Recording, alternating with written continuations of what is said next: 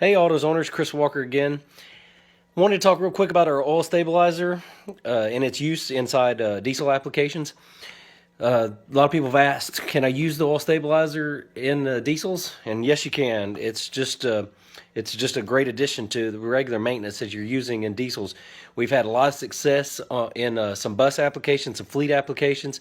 One of my friends just recently picked up a 7.3 diesel truck, a Ford F350, I believe, and using 2 quarts of the oil stabilizer. In other words, he replaced 2 of his quarts with our oil stabilizer, and found great success so far with stiction issues.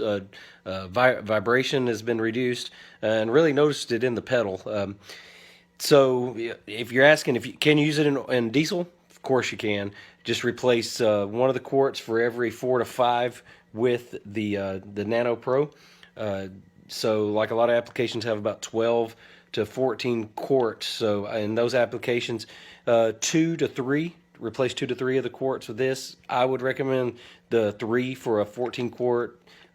Probably 2 would be good for a 12 quart application.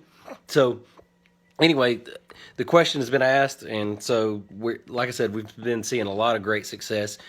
In some of the fleet applications, we've actually doubled the life of the oil, and that's been in both Enduramax, some of the new Ford diesels, as well as some international diesels.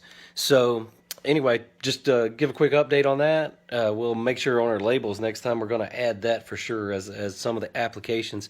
I'm doing some testing right now on some air cooled engines, like some my lawnmowers and some other things, and it should be perfect application for that because of the heat transfer characteristics of the oil and how it helps with the heat transfer. So all it's going to do is help dissipate the heat off of those air cooled equipment. So anyway, just a quick update. Hope all is well. Don't forget to like our Facebook page, follow us on Instagram and Twitter at NanoProMT. Thanks.